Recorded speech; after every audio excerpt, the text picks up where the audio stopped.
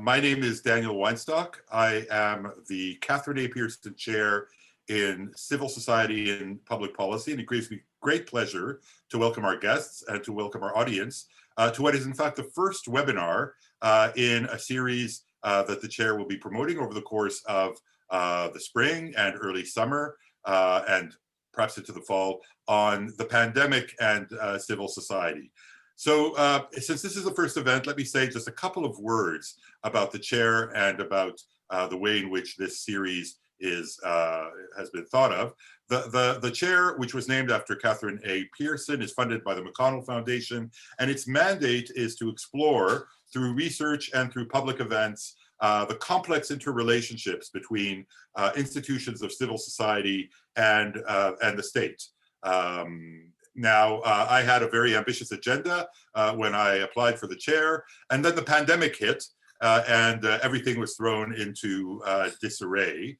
But I thought that one of the interesting ways in which to benefit intellectually from the events that have transpired in the last year was to invite key actors, key leaders in civil society to reflect 1 year into this public health crisis on the way in which their institutions, their practice has been changed, has been modified by the pandemic. And so over the course of the next few weeks, we will be talking to artists, we will be talking to people who are in the business of organizing cultural events that normally occur in person, with a lot of people standing in very close proximity to one another in ways that we could hardly imagine today.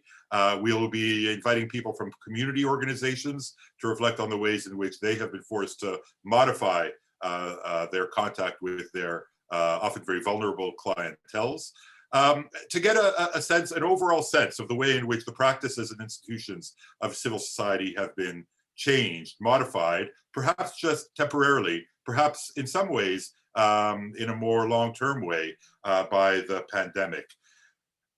Turning to today's event, perhaps no institution has been touched in quite as fundamental a way as have religious institutions. The changes that have been wrought to the practices of religious institutions have certainly been central to a lot of media reporting about the pandemic. And it gives me great pleasure to begin this series with 5 religious leaders from our multi-faith tapestry here in Quebec. I'll just very briefly introduce them. I have a lot of information which would probably take up the whole time that we have. Imam Adil Ahmad, who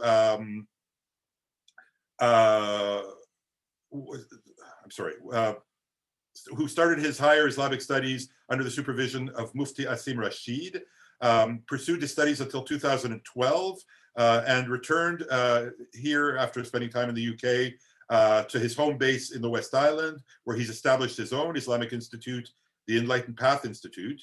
He remains occupied with religious service to the community. He's been teaching at various levels across Canada at various institutions. As co-founder of Enlightened Path Institute, he's aiming to educate the community on how to become a productive member of society while remaining firm on their faith. Rabbi Mark Fishman is Senior Rabbi, Congregation Beth Tikva. He hails from London, England. Following his undergraduate studies in philosophy at Manchester University, he went on to pursue his passion for Jewish learning by studying in Jerusalem.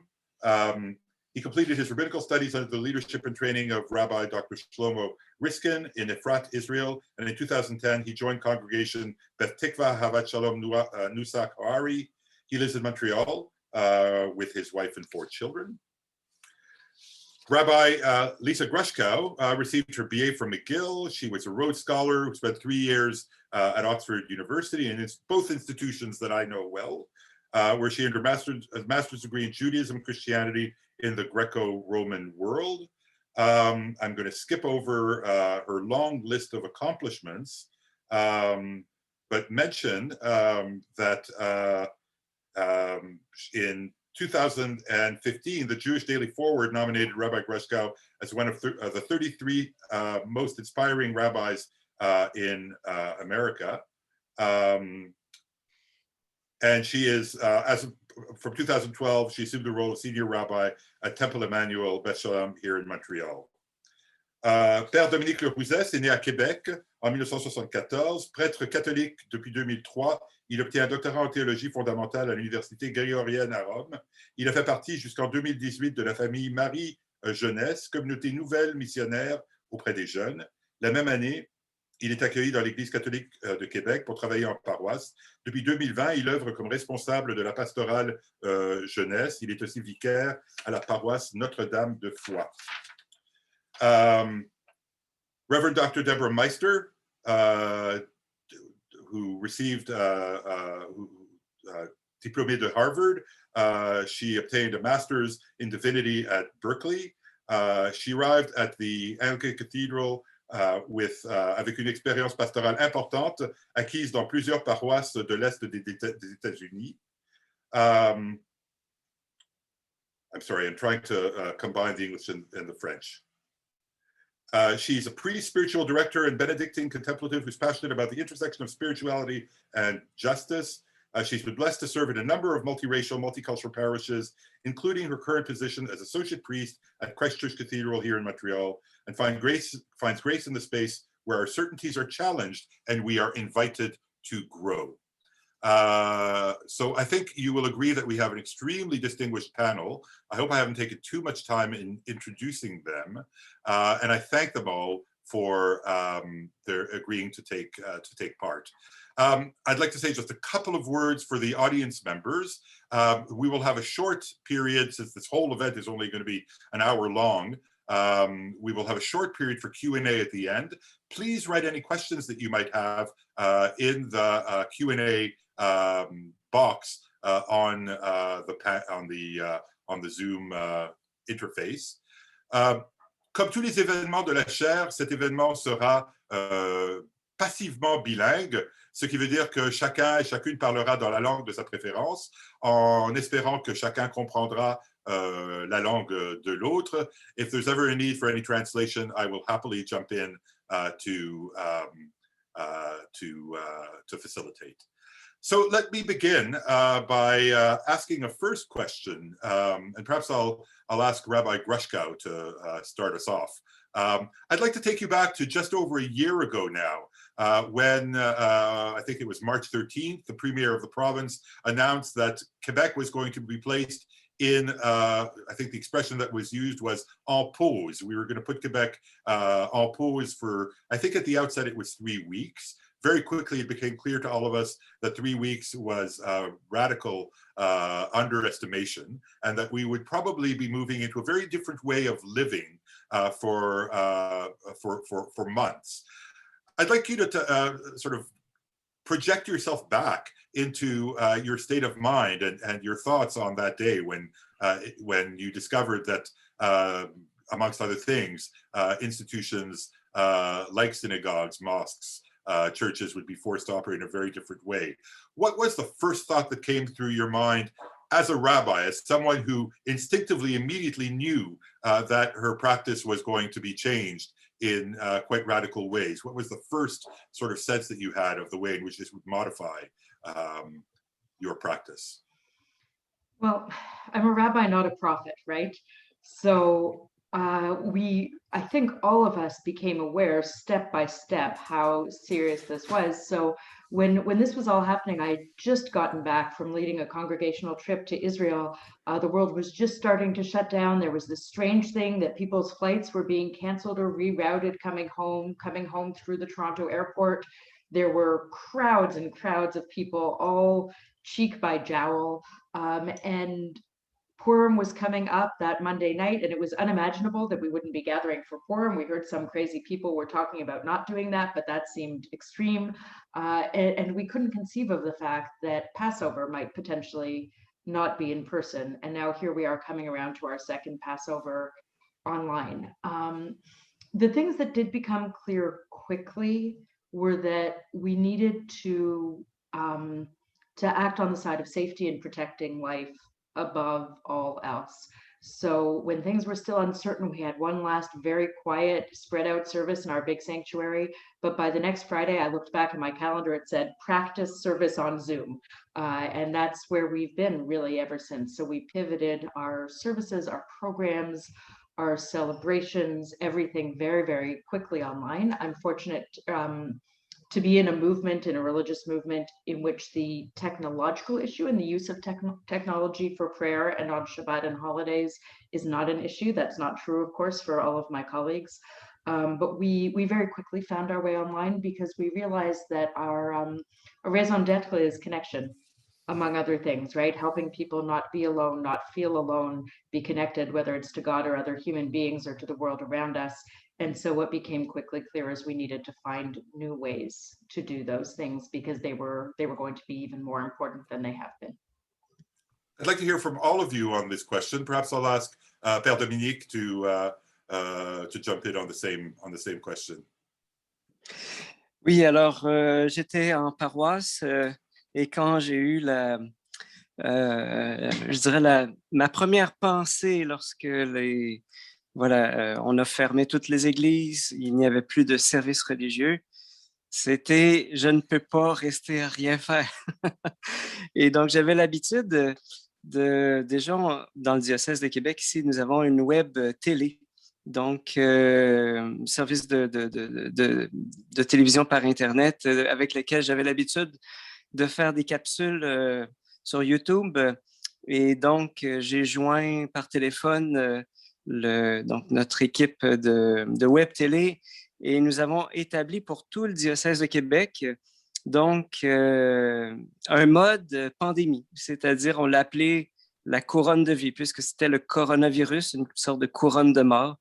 Nous avons contre-attaqué avec une couronne de vie, donc ça voulait dire 4 rendez-vous par jour sur Facebook Live et un premier du matin pour dire bonjour. Ensuite, on avait l'Eucharistie, on avait en après-midi un enseignement et le soir un temps de prière pour rejoindre les gens qui étaient totalement confinés à la maison.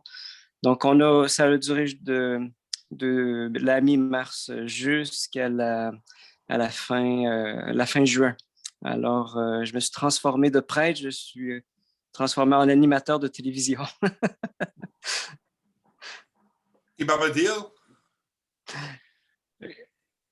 Well, when I got the first news of things possibly shutting down, then I was more looking at it from the point of religious law.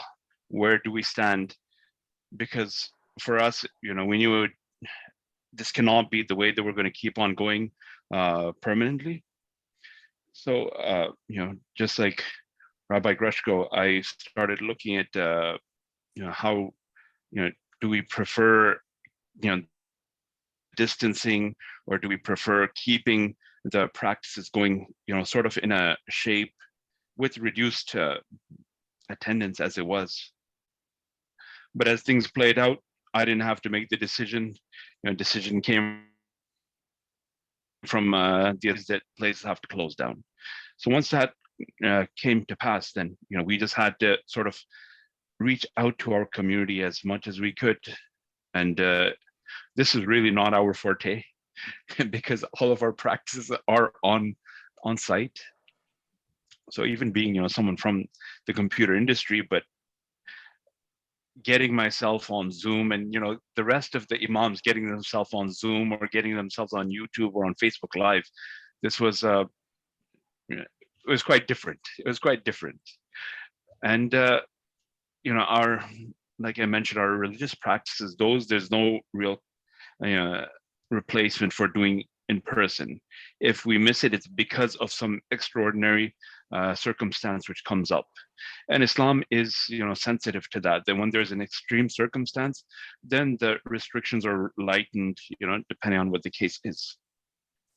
But in terms of those things where there is no restriction on education, in terms of just having a gathering as opposed to a religious observance, but just gathering with your people, informal education sessions, informal just meeting with them, getting in touch.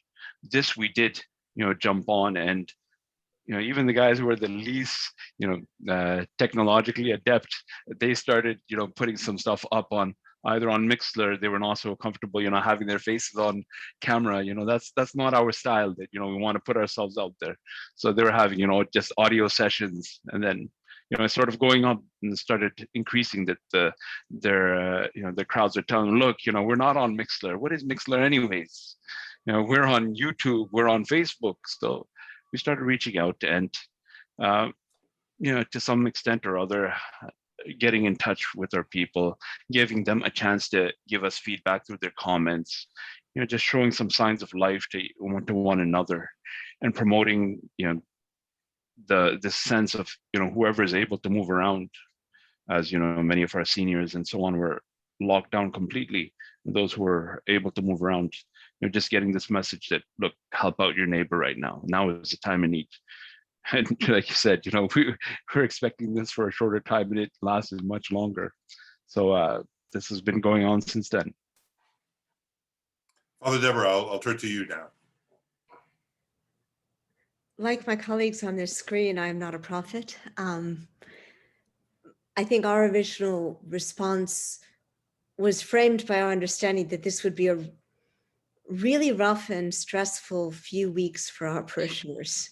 That seems laughably naive now.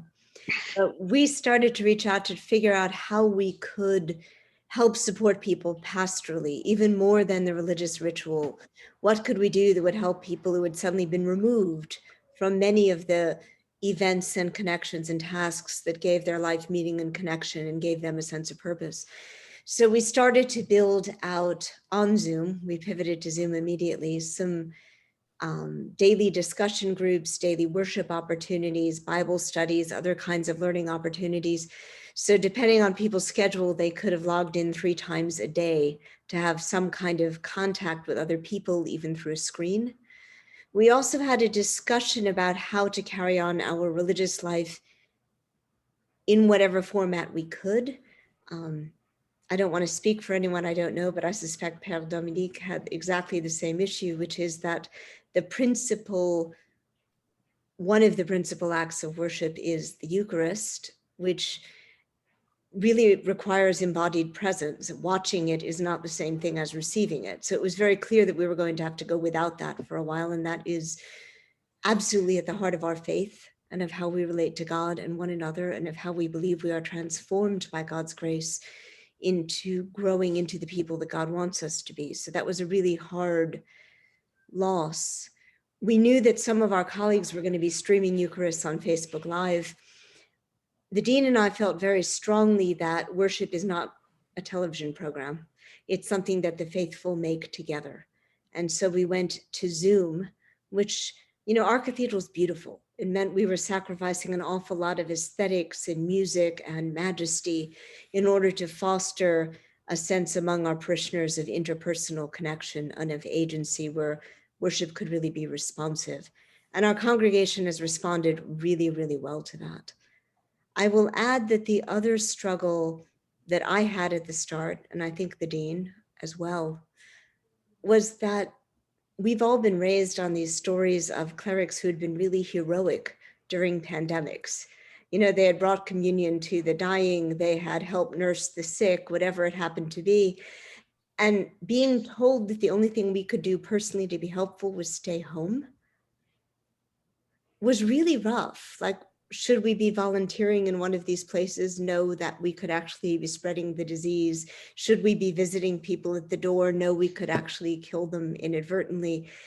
That was a really rough situation for us and continues to be. Rabbi Fishman. Thank you. Your question reminds me of the Chinese pictogram for crisis. The Hanzi of crisis is actually the exact same pictogram, which means opportunity. And Judaism says something slightly different. Judaism says that the word for crisis is hamashber. And fascinatingly, there is also a double entendre to hamashber, and that means birthing stool. And Judaism, I believe, has always presented a view that through every crisis is an opportunity of new birth. Around 2 years prior to the pandemic, I noticed that there was a disconnect of synagogue attendance on the one hand, and the sense of community buy-in on the other, how people identified and associated their Jewish identities. And it occurred to me that people's decreased attendance at synagogue was not necessarily a reflection of how they viewed themselves as Jews. And so here in my synagogue, we created a new platform called the Synagogue Without Walls. And the idea behind this was actually to bring the content of our tradition and the values of our faith and to create video content through YouTube, through Facebook Live, and to create the best of what our tradition has and share that with people wherever they may be. This was not in response to a pandemic, but rather it was a proactive stance taken to reach the community, seeing already the greater global trends of decreased attendance at houses of worship. By the time the pandemic came, we were almost ready to slide into finding our feet. Having been a couple of years into this process, how can we take our values, our tradition, our teachings, and reach people wherever they may be electronically? That is crisis as birthing stool. And I'll make a second comment, and I think this is incredibly important. Judaism is a religion of the home. Now, I'm going to get in a lot of trouble for saying this as a rabbi and saying it publicly. And the rabbi of a synagogue. But Judaism is a religion of the home. We have created a bifurcated sense of self when we think we walk into a house of worship, don our invisible hat, so to speak, and for the duration that we are inside of a church, a mosque, or a synagogue, we are now practicing our Judaism. And when we leave, we can be a member of civilization at large, out in the public domain. We lose so much, and the world loses so much, by having the privatization of our religious identities limited to our houses of worship. And so I have seen this as the greatest of opportunities for a lived Judaism outside of the physical walls of our synagogue.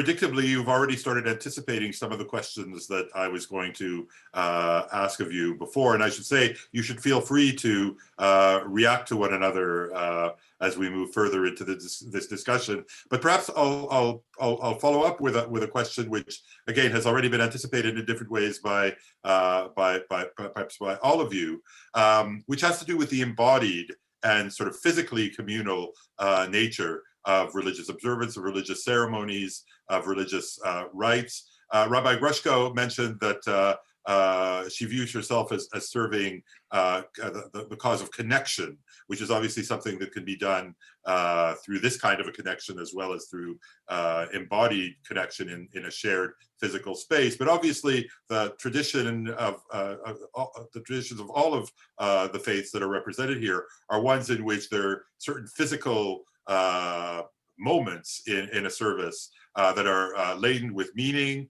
and community is thought of very much as a community in place.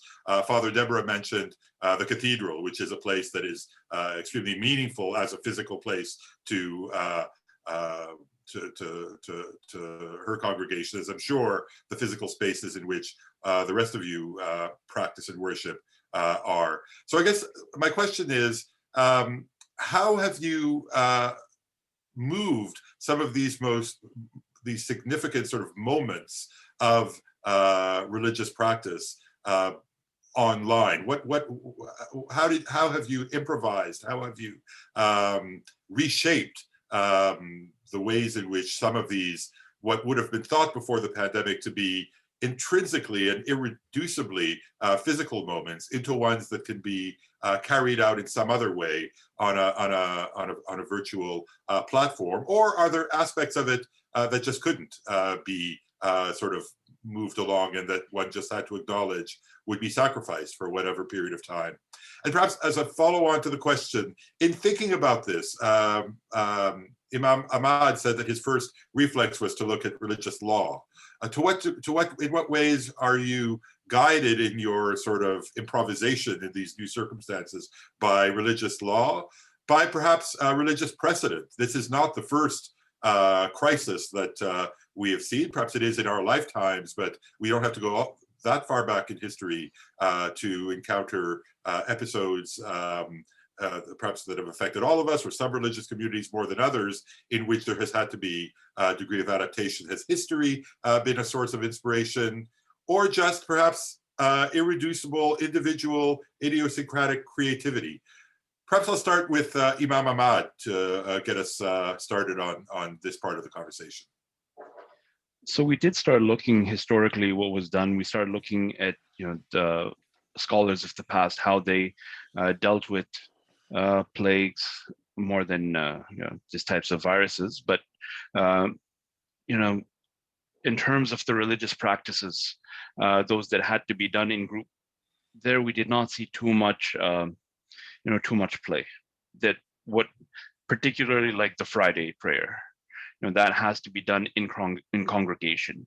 Our Eid prayers, those have to be done in congregation. So there's not too much play on that. Us, we are not so fixed to a particular location as a mosque or whatnot, because in Islamic law, the ideal place for the Eid prayers is not actually the mosque. It's supposed to be in a huge field, or a place outside where a much greater population, a greater number of people can be accommodated. So that is the ideal place for the Eid prayers.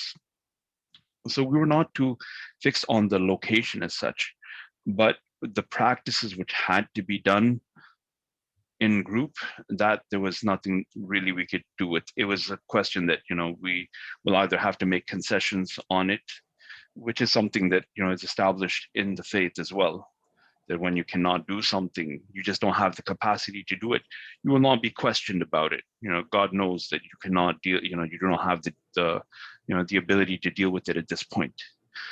And Rabbi Fishman mentioned a point that we also experience, and sort of like the person comes into the mosque, he puts on the the cap, and he's gone into his Muslim mode, and he walks out of the mosque and the cap goes, and that's also something that we were trying to to deal with.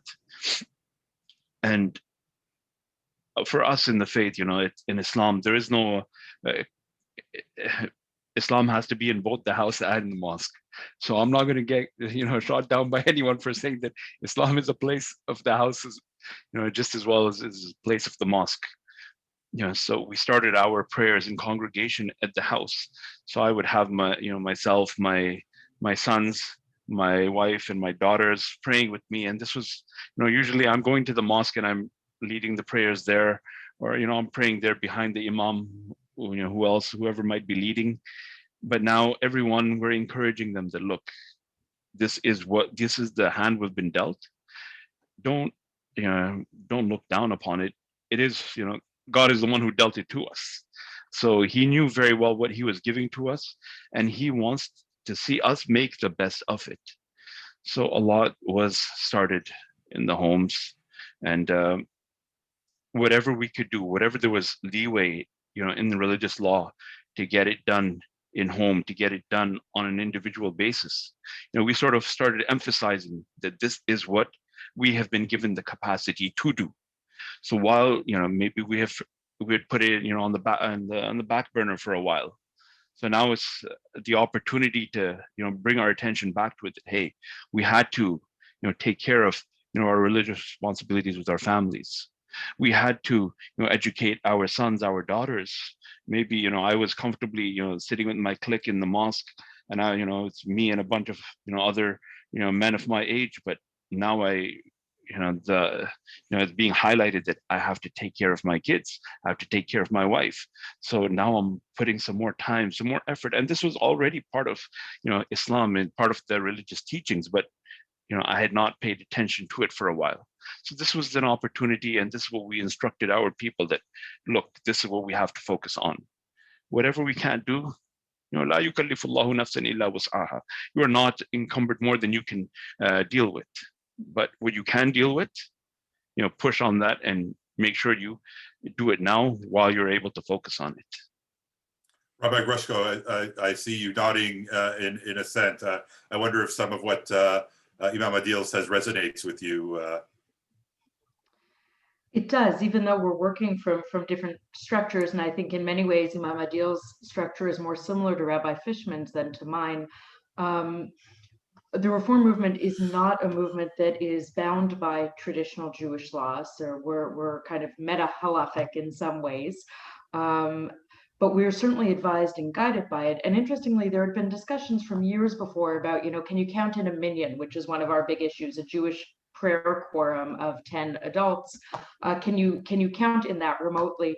And my understanding from the literature and feeling always had been that if you had the option of being in person, being distant and through a screen doesn't count. But once we were faced with this situation where on screens was where the community was, we very quickly made the decision that that was equivalent as a prayer quorum. And in keeping with that, I've been really adamant throughout this to say that our gatherings, our services, they're not virtual, they're real. They're just real in a different way. So that wasn't an issue. For us, what became an issue and has continued to be is to do a Torah service where we take out the scroll of the Torah. Could I bring a scroll from the synagogue home and use it here for the service through Zoom? I can. But to me, it doesn't meet the standard of kavod la Torah, of giving honor to the Torah by having people able to be called up for the blessing, to carry the scroll around. So the few services we've done where a young adult has become bar mitzvah or bat mitzvah at home, we've brought the scroll to them. They've led the service with their family. We've been able to have all of those honors that surround the service. But those have really been the only times that we've read from the scroll itself. And that's been a very deeply felt loss, I would say. A word about being guided by history, because it's a love of mine. And I have been looking, it's fascinating how little is written, at least that I found from a Jewish perspective, on the 1918 flu epidemic. So I had to go more generally. And one of the most fascinating things I found was a book by Stephen Johnson called The Ghost Map, about the effect on London of the cholera epidemic. And one of the things that was really fascinating to me was how the epidemic was solved in some ways, or the corner was turned by the cooperation of a scientist and a clergy person. And the scientist had the science, and the clergy person knew the community in and out and could trace, where water was coming from and who was affected and who wasn't and who got their own water and who needed help. And I was so struck by that, in keeping with what Père Dominique and Father Deborah said about how counterintuitive it is for us as clergy to step back and to be told the best thing we can do is stay away from people. And so I take some inspiration from that in terms of being pushed to think, all right, how can our knowledge of our communities help people get what they need? How can we bring things to them in their homes, which they would have come to in the synagogue, whether it's a religious item like delivering a Seder plate to people's homes, right? Because for us, food is a big piece of things. So if they can't come to us, we'll bring the food to them. But also in terms of, how can we reach people to give them information, whether it's about safety measures or about vaccination? How can we kind of reinforce following the rules and being good citizens, and how can we check in on people who others might not know to check in on, right? So trying to use those tools that we do have in these different ways, that's been an essential piece of the puzzle too, for all of us, I expect. And that's a religious duty, right, as much as it is a civil one. Père Dominique, Père Deborah a indiqué dans sa première intervention à quel point il y a que vous et elle étiez peut-être un problème commun lié à quand même un événement central dans les cérémonies chrétiennes qui est l'Eucharistie. Donc, j'aimerais bien vous entendre sur, que ce soit par rapport à la communion, par rapport à d'autres aspects des cérémonies que vous aviez l'habitude de mener de manière en personne, dans un espace concret. Quelles sont les principales adaptations que vous avez eu à amener et par quoi est-ce que vous avez été guidé dans ces adaptations? Alors, ben, c'est certain que l'Eucharistie, telle que nous la célébrons, vient convoquer les cinq sens, la vue, l'odorat, le toucher, voilà. Et donc, on se retrouvait finalement à devoir prendre les moyens qui nous étaient disponibles, Zoom, Facebook, etc. Au fond, où est-ce qu'on retrouve deux sens, quoi, la vue et l'ouïe. Et donc, pour la communion, pour le fait de pouvoir goûter le corps du Christ, eh bien, c'était pas possible. Mais à mon sens, je crois que ça nous a permis toute une réflexion par rapport à la communion spirituelle. C'est-à-dire que je crois que l'habitude de célébrer l'Eucharistie, de recevoir le corps du Christ, fait en sorte que il pouvait y avoir une communion sacramentelle, mais sans communion spirituelle. Alors que là, maintenant, on en était complètement privé. Mais j'ai l'impression qu'on aurait découvert tranquillement ce que Jésus voulait dire lorsqu'il cherchait, parce que le Père cherche des adorateurs en esprit et en vérité.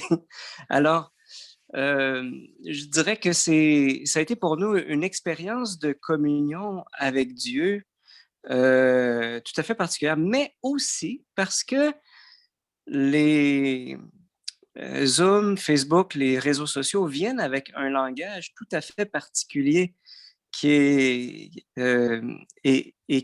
nous a aussi permis de changer certaines choses. C'est-à-dire que, par exemple, quand je célébrais la messe, je pouvais voir les gens écrire leurs commentaires, leurs intentions de prière, leurs appréciations.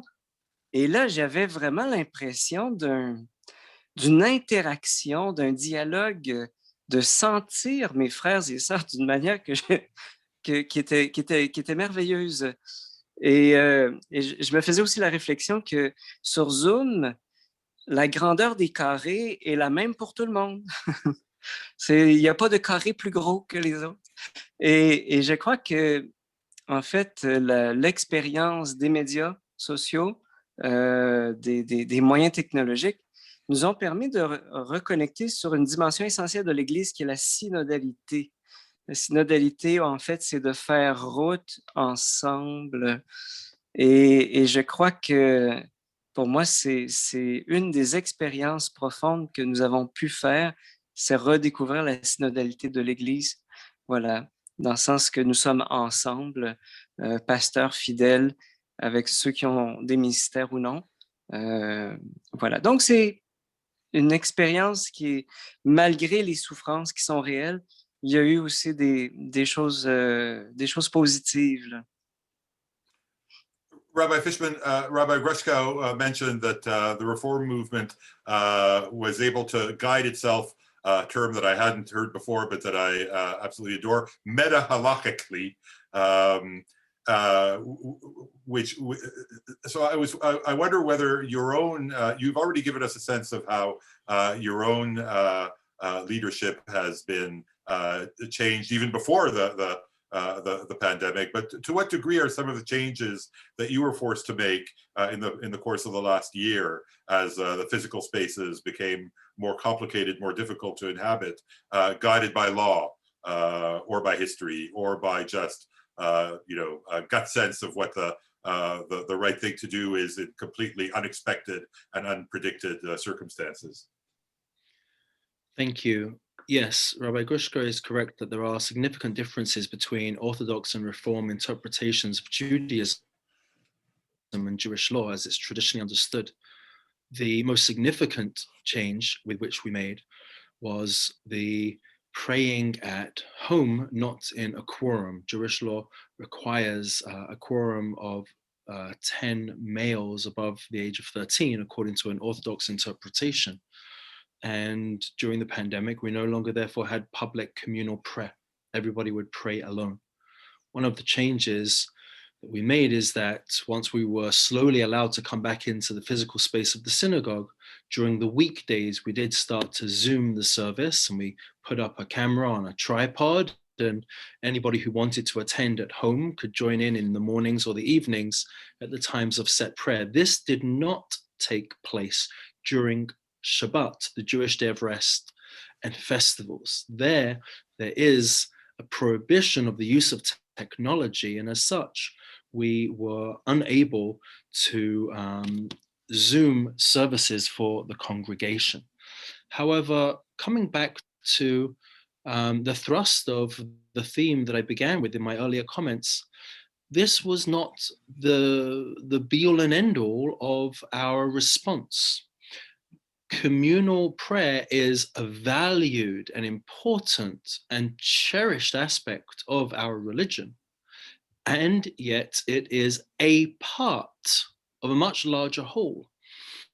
And what Rabbi Grushko reminded me of was that very famous line at the beginning of the Bible, Lo tov hayot ha'adam levado, it is not good for mankind to be alone. And in the first, and it's only one of two statements in the entire 5 books of Moses, where God will say, it is not good for a person to be alone, we have here in a creation that is described as totally good, very good, exceedingly good, an indication of what's bad. And that is loneliness. And tragically, loneliness has been a phenomena which has been growing much earlier than the pandemic. I don't have to go as far back as the 60s, but I can if you remember Eleanor Rigby, who picked up the rice in a church where a wedding has been. She lived in a dream. She waited at her window wearing a face that she kept in a jar by the door, but who was it for? Paul McCartney wrote those words in the 60s, and Eleanor Rigby has become a lot more common in our society today. In the 1970s, members of the community within the Jewish community, at least 1/5 were described as being chronically alone. And that number jumps up after 2008, the year in which over 50% of Americans started to own a smartphone. And since that time, with the advent of Instagram and Snapchat and the explosion of social media among the young, we are facing a pandemic that I would perhaps argue dwarfs the coronavirus pandemic, which is the existential sense of loneliness among our teenagers and the concurrent values and trials and tribulations of an increase in drug use, an increase in alcoholism, an increase in suicidal ideation, an increase in a sense of the meaninglessness of life. This is what young teens today are experiencing. So what is the call of the hour? To our synagogue, it was very straightforward. Yes, Orthodox Judaism has limitations with our technology on Jewish Sabbaths and holidays. But for the other 6 days of the week, the call of the hour is to pick up the phone. It's not philosophical. It's not complicated. It's not profound. It's actually the simplest act that there could be. Pick up the phone and call your neighbor, call your grandparents, text those that you might not ordinarily be in touch with to say nothing other than, hi, how are you? Do you need anything right now? And this has been, to a large degree, our focus over this last year. Can we call people? Can we check in? Can we experience neighborliness? Things which, to a large extent, before this pandemic hit, were already on the decline. Father Deborah, I'd like to invite you to answer the question that you yourself have sort of posed for yourself and for Père Dominique around the sort of de-physicality or de-physicalization of some of the central moments of Anglican ceremony. Thank you. So we as Anglicans are in a slightly different boat than Père Dominique and the Roman Catholics here, because our bishops, the bishops of the Anglican Church across Canada, made it clear that we would not be permitted to celebrate communion until we could have a congregation again. That included no celebrations alone that could be broadcast.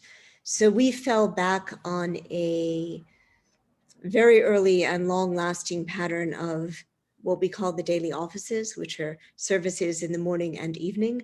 The elders of our parishioners still remember them being the principal services. They're non-Eucharistic, but they are a time of prayer and psalmody when we can actually bow our heads and come together into the presence of God. And we lean very heavily into those on Sundays. For me personally, a lot of the reflection on embodied worship has actually gone in the other direction. Not how can we bring it into the home, although I believe it should be in the home. I am really grateful to hear so many of my colleagues on this screen talk about bringing worship into the home. But my own heart has gone in a different direction, which is that for a Christian, there are two preeminent places to encounter God. One is in the consecrated bread and wine, the Eucharist. The other is in the neighbor, who is made in the image of God, because every man, woman, and child is made in the image of God, and is a place where we can meet God, whatever their religious background. They are God's beloved children. And I found myself reflecting that we as a church, I don't mean Christ Church Cathedral, I mean pretty much Christians across the board, have done a much better job of honoring Christ's presence in the bread and wine, in the sacrament, than we have in honoring Christ's presence in the neighbor. We dress up the sacrament in beautiful robes, we keep it in nice places, we carry it around very reverently, we kneel to it, we consume it, we reverence it. And then we walk right by the neighbor who is in need, the heroin addict. We allow unjust structures to continue in such force that Black Lives Matter and anti-Asian hate demonstrations become necessary because we have allowed these things to continue. And so for me, the question has been, how can we connect our own sense of deprivation that we can't find God in the bread and the wine right now, it's not available, with a strong impulse to go out and really honor God in the place where God is available. For the cathedral, that's involved getting in, and for our diocese, that's involved embarking on a real anti-racism commitment about revisioning some of the ways that we work with those who are in poverty. And for me, what I hope the lasting effect of this pandemic will be is a renewed commitment to the second one of those axes. I also believe that could begin to address the issues that Rabbi Fishman raised, which have been very much on my heart. I don't want us to continue to broadcast the Eucharist. We are now able to celebrate it again. We are able to send it out. I want that discontinued as quickly as possible, because I think that having access to the Eucharist is the thing that has enough emotional and spiritual force to drive people back into the building where they can be part of exactly the kind of intergenerational, supportive, caring, nurturing, embodied community that can address the epidemic of loneliness. And I think that the more we continue to make available online, the more we give people a crutch that will enable them to choke and to starve. Rabbi Greshko. Just a thought on that. I don't want to actually go back to exactly how things were. And one of the primary reasons for that is that, you know, we've always prided ourselves on being an accessible community, whether it has to do with physical ability, whether it has to do with inclusion of interfaith families, LGBTQ folks, multiracial families, you name it. But what we realized when we moved online was that we had inadvertently been excluding people for years. We'd been excluding people who had chronic illnesses and couldn't expose themselves to crowds. We had been excluding people who were geographically far. We are the only Reformed synagogue in all of Quebec and Eastern Canada. And now that we are online, there are people coming to us for services, for study, who never could have before, or maybe were just too intimidated to put their foot in the door, right? And so ultimately, yes, I think we need community in person, and everybody has to find a way to that. And our role is to help them. But we're talking right now very much about this notion of hybrid. How do we allow people who need to be, for whatever reason, coming to us through the screen? How do we make sure that they have a seat at the table alongside people who will physically have seats at the table? And so as challenging as that is, as kind of messy and complicated as that is, I don't want to lose it entirely. I think, for example, one of the greatest losses for us has been, as Jews, we tend to respond with a lot of strength in our tradition and comfort around death and mourning. And it has been devastating for people to have small funerals, to not be able to sit Shiva where people come to their homes and bring food and offer comfort. But what they have been able to do is have people come from all over the world to extend condolences, to share memories, right? So I wouldn't be surprised if when we're back in person, people will still have an evening of an online Shiva where people can come in who were never able to come in and take part before. And so I think as anxious as we are to get back, I think that the uncomfortable reimagining, for me at least, is helpful, and also coincides with some of what Rabbi Fishman was saying about realizing that for a long time there are people who are and have been spiritually interested in religious and Jewish identity, who haven't found their way into our buildings, right? And it's incumbent upon us to respond to that too.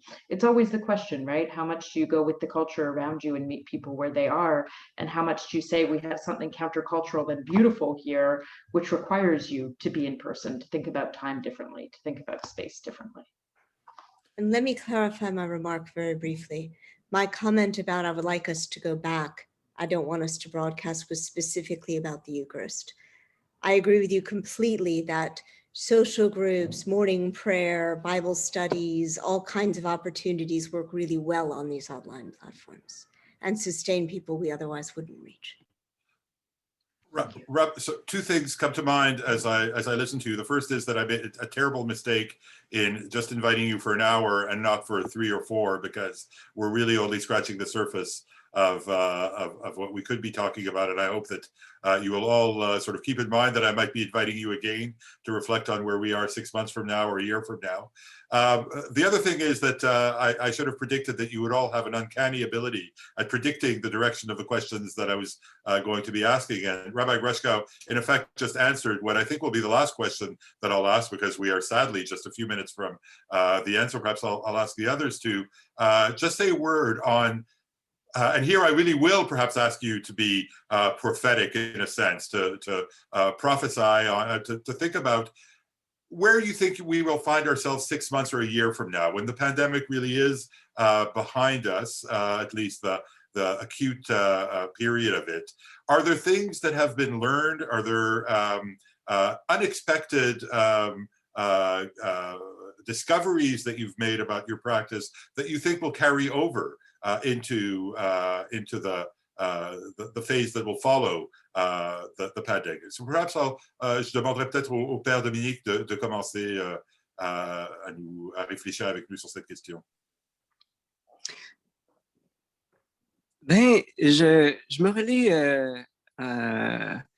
au Père Déborah Meister pour la question de la rencontre avec l'autre, dans le sens que et je crois que effectivement, si on a si les moyens, les médias sociaux ont pu nous relier d'une certaine manière, je crois que la pandémie nous fait redécouvrir la joie d'être ensemble, de cette rencontre en face à face. Juste pour l'expérience, j'étais avec un groupe de jeunes parce que je suis responsable de la pastorale jeunesse. Et donc, on a pris une marche, donc un petit groupe de 16 qu'on a divisé en petits groupes. Et les jeunes étaient tellement contents de pouvoir sortir et de se voir un peu comme si c'était la première fois. Et je crois qu'un des grands enseignements, justement, c'est de rencontrer l'autre tel qu'il est et comme il est bon. Peut-être qu'on se prenait beaucoup pour acquis parce qu'on se voyait, mais avec la pandémie, on a été privés de choses essentielles et je crois que on est en mesure de redécouvrir ce qui a de la valeur. Alors, je crois que un des acquis pour moi de la pandémie, c'est la rencontre de l'autre. Voilà, comment il est précieux. I knew that would happen at least once, forgetting to unmute myself. Imam Adil, would you like to address the question of the after pandemic? You know, what I see from my congregation is that already they are they're very anxious to come back to the mosque to meet each other in person. You know, I think, you know, when we lose something, then we understand its value.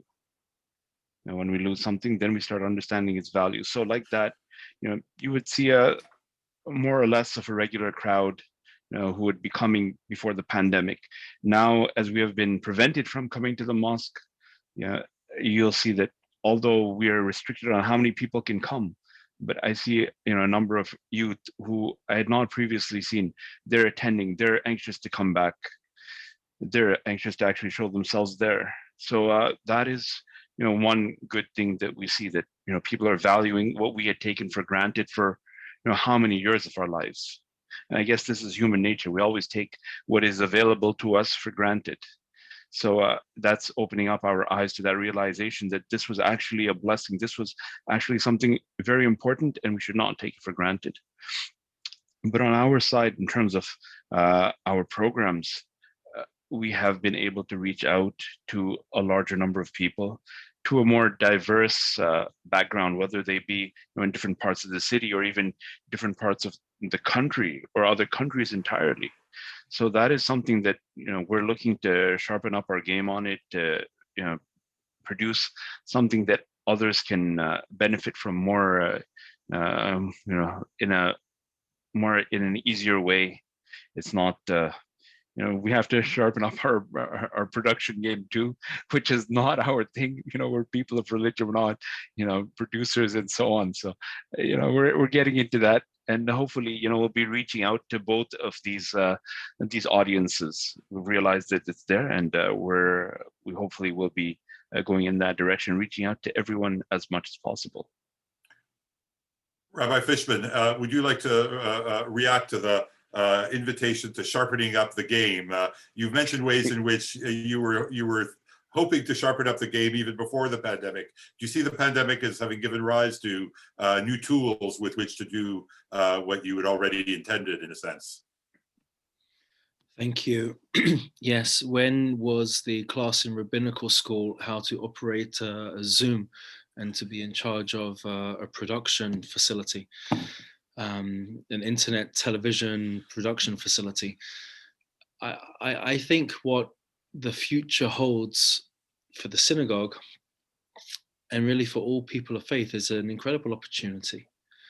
There is an opportunity for engagement, the likes of which we were not familiar with, or at least missed the boat on before. We were expecting everybody to walk into our institution, and we were here ready to welcome them with a smile, with a cup of coffee, and with a welcoming embrace, absolutely. But we were the ones waiting for them to enter our tent. There is an incredible scene in chapter 18 of Genesis where Abraham, after his circumcision, encounters angels. He doesn't know that they are angels. He sees them as idolaters, actually, the antithesis of holding the values that he deems so important to himself. It was only afterwards that he realized that they were angels, and when they leave, they bless him. They bless him with good health. They bless him with a growing family. They bless him with a new destiny for a brighter tomorrow. Where was Abraham situated in order to encounter those angels? Outside of his tent. V'huratz likratam. And the Bible tells us he ran to greet them. I think this becomes now the new paradigm. There's an opportunity, if we are brave and courageous enough to take it, to stop waiting for people to come to us, and rather we should be running out towards them with our values, with our virtues, with our acts of loving kindness, and with a new paradigm to show people what it means to really wear one's faith and carry it in the most beautiful of ways, caring for the poor, the lonely, the widow, the orphan, and to be able to be a cause of real good in this world, to our neighbors, to those like us, to those not like us, to all of God's children created in his image. That is the opportunity. That is the challenge. And I think to the degree that we will be successful will be determined by how we are able to engage with others proactively, going out to meet them where they are at. Rabbi Grushko, Father Deborah, I'll circle back to you, perhaps for a final word from both of you. Perhaps if you wanted something else that you want to say about this general theme of the after pandemic. I'll turn to Father Deborah first. That's because no one would want to follow anything as eloquent as Rabbi Fishman. I find myself in large agreement with Rabbi Fishman. If you turn to the very end of the Gospels in the 4 central books to Christians, there's this scene where Jesus has died, he's buried, and the disciples go to the tomb and his body isn't there anymore, and they're completely devastated because, you know, they loved him, he's dead, he's been murdered in a terrible way, now they can't even pay respects to his body in the ways that Rabbi Grushko laid out are central. And an angel comes and says, he's risen, he's not here, he's gone ahead of you to Galilee. He's gone ahead. And what that says to Christians, God is never where we really expect God to be. God knows the future. God's gone into the future ahead of where we are, and our job as people of faith, Christian, Muslim, Jewish, any people of faith, is to figure out where the heck God is and go there, right? Get on the bandwagon. Do all of the wonderful works that Rabbi Fishman outlined. And while we don't know exactly what God is going to ask any of us to do, we do know what the challenges are. The challenges are speaking mercy, compassion, community, and sustainability into a world that is divided by race, by class, by religion, that is facing ecological crisis. We are the people whose scriptures have the answers to living wisely so that everyone has a chance to live. And I agree with Rabbi Fishman. We have to get out of our buildings, go into the streets, go onto the media, go anywhere we can, and help people experience what is good and healing and life-giving in the traditions we've been given. Rabbi Grushko, the final word comes to you. Well, that's pretty hard to follow also, but I just came before this from a session with Rabbi Larry Hoffman, who's a great teacher in the Reform movement. And one of the things he said about the Passover Seder that stayed with me is that hope is imagination taken seriously. Hope is imagination taken seriously. And I think we all come from religious traditions that highlight hope. But I would suggest that hope is not just a hope for a return to normal post-pandemic, that hope should be an exercise also in imagination. You know, we've seen the things that we can do together with and for one another. We've seen some, you know, ugly things, but we've seen some beautiful things. And so the question for me is, how do we imagine and reimagine going forward? And how do we use our traditions to help ourselves, to help one another, to help our society move forward in such a way that out of the great kind of brokenness and the terrible disparities and inequalities that have been revealed by this pandemic, how do we move forward in an imaginative and a hopeful way to a world that is not what it was, but better? We're unfortunately already over time. I've had to beg a few minutes from Gabriella. Thank you so much to all 5 of you. Merci, je vous remercie infiniment pour votre générosité.